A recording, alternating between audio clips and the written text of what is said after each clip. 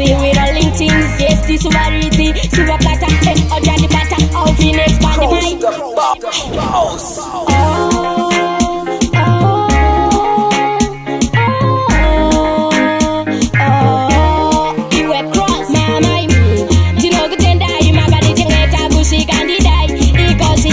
Chirungan cengeta nanya sengi berat sandok dai mamai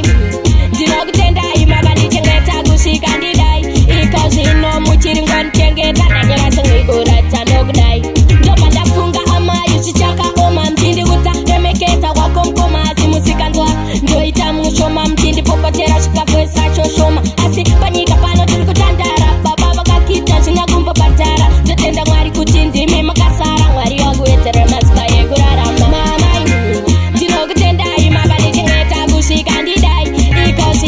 chirungan cengeta nanya sengi berat sandok dai mamai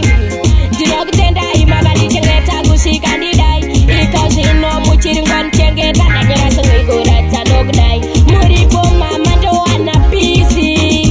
mama kutamba de bavengi gara watini kisi singo sacho ndo moterera mama ndo damaskiti ndo kamari muchikoma zimwe nguva inorova hana kuti dai musipansikati yemushana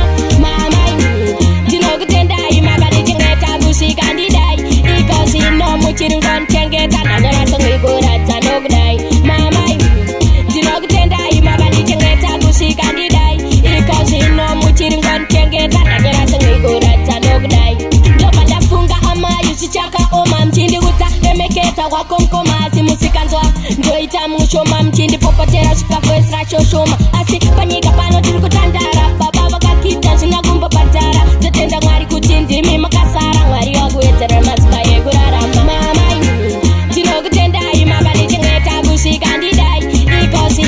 chirungan cengeta nanya sengi berat sandok dai mamai dinok tendai magani cengeta gusi kandidai iko sino mu chirungan cengeta nanya sengi berat sandok dai pasakin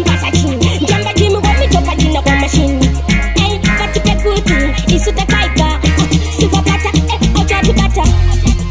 perfume is my kings how you feel it we're rolling things yes this variety I have cross make